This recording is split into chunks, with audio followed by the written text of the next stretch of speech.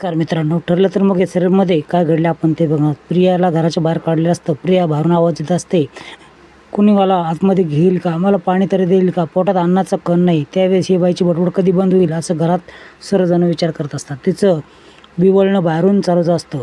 ते अस्मिता देखील बोलते, बाईच्या आवाजानं बाळ उठल्याने तरी चालेल.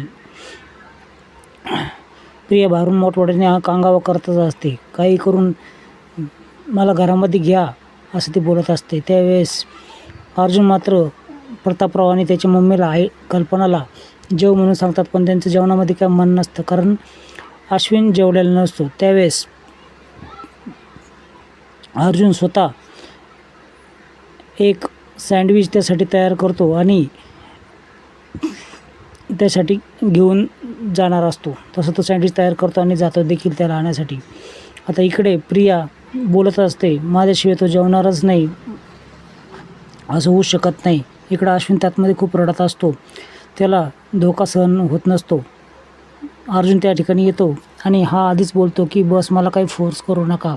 त्यावेळेस त्याच्या लहानपणीची आठवण तो करून देत असतो. ज्यावेळेस US ला जायचं असतं त्याच वेळेस अश्विन खूप रडत असतो की मला पण घेऊन चल म्हणत. तो फक्त शिक्षणात चाललेला असतो, पण अश्विन ऐकत नसतो. त्यावेळेस त्याच सँडविचसाठी अर्जुन या अश्विनला फोर्स करतो. इकडे प्रियाचा कांगावा चालूच असतो. त्यावेळेस प्रतापराव देखील खूप चिडून बोलतो की तुझं एक बिवळणं बंद कर आणि इथून तुला बाहेर काढलं एवढं लक्षात ठेव. त्यावेळेस मला एकदा तर त्याला अश्विनशी बोलू दे, माझी बाजू मांडू दे, असंही केविलवाणी बोलत असते, पण तिचं कोणीच ऐकत नसतं. आणि प्रिया तू शांत बस, तोंड गप कर असं प्रतापराव पुन्हा बोलतात. प्रियाचं काय तोंड गप होतच ना, तर तिला काय करावं काय सुचत नसतं, कारण तिची बाजू पूर्ण संपलेली असते. आता काय करावं तिला काहीच कळत नसतं, कारण बाहेर जर पडले तर एक पैशाला महाग होईल आणि पुन्हा काय करायचं या प्रश्नावर उत्तर देता येणार नाही. इकडे अश्विन अक्षरशः अर्जुनच्या गळ्यात पडून रडतो आणि मला माफ कर दादा असं बोलतो. अर्जुन देखील बोलतो, आता चल जेवायला सगळेजण वाट बघतायत. त्याच्यावेळेस तो रडत रडतच कसाबसा तो सँडविच खातो आणि पुन्हा त्याची माफी मागतो आणि थँक्यू, मी तुमच्या एवढं विरोधात वागलो तरी तुम्ही माझ्या एका बाजूने नेहमी विचार करत राहिले.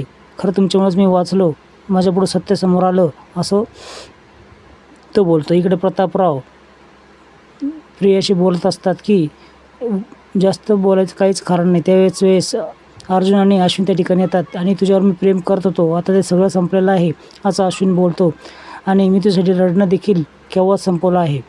इकडे जेलमध्ये एक कुख्यात गुंड नागराजची पोळी चोरून घेतो आणि नाही तुला देणार असं बोलतो.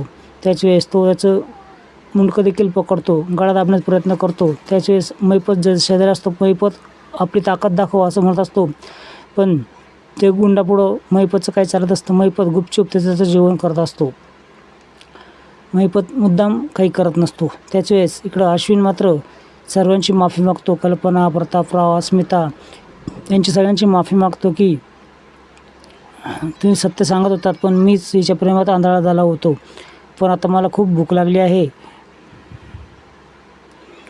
इकडे तो गुंड अक्षरशः मैपतच्या कानामागं मारतो, तरी मैपत काही करत नाही, पण मैपत त्याच्या समोर जाऊन उभा राहतो. त्याच वेळेस नागराजला खूप आनंद होतो, पण मैपत हात जोडतो आणि बोलतो, मला गुपचूप जेवण करू द्या, मला खूप भूक लागली आहे, मला भांडणं करायचे नाही. त्यावेळेस ह्याचं वातावरण बघून या मैपतला काय झालं आहे असं नागराज मनात विचार करतो आणि स्वतः घाबरतो देखील की याच्या बुद्धीत फरक तर नाही पडला. इकडे अश्विन सायलीची देखील माफी मागतो, मी तुला खूप वाईट बोललो, त्यावेळेस तुम्ही मला भाऊ मानतात ना, त्यामुळे तुमचं बोलणं मी सहन करणं भागच आहे. तो पुन्हा सर्वांची माफी मागतो आणि कल्पनाला बोलतो की हिने सँडविचमध्ये मिरची टाकली होती म्हणून मला रडू येत आहे, मला थोडासा भात खायला भेटेल का. त्यावेळेस ती अक्षरशः स्वतःच्या हाताने त्याला भात खाऊ घालते. ही प्रिया बघतच असते. अर्जुन देखील बघतच असतो. प्रतापराव तर मजा घेतात आणि तुझा मी विचार करणार नाही असं तो प्रियाला पुन्हा बोलतो. अक्षरशः ह्या आईचं काळीज त्याला जीव घालतं आणि त्याचं मन खूप भरून येतं. आता काय करायचं, मी तर हिच्या नजरेतून देखील पडले, हात माझी ताकद होता, हा किती भोळा होता, आता मी काय करू याच्यावरती प्रश्न करत असते. आणि अर्जुन अस्मिता, अश्विन, प्रतापराव, कल्पना तर शांतपणे आतमध्ये जेवत असतात. हिच्या पोटात तर अन्न नसतं, भारत डास चावत असतात. काय करावं हिला खरंच काही कळत नाही.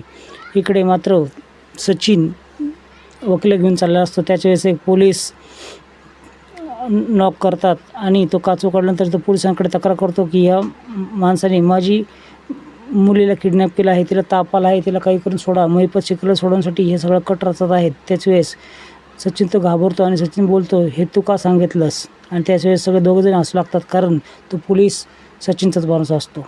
इकडे संतोषची घराची तपासणी करण्यासाठी, त्याची जास्त माहिती काढण्यासाठी चैतन्य आणि सावंत पोलीस त्या लोकेशनला आलेले असतात. त्यांना माहिती कळतं की त्याची बायको जरा सोडून गेली होती आणि ती दुसऱ्या ठिकाणी राहते. आता तिचा ॲड्रेस काढ असं अर्जुन सांगतो.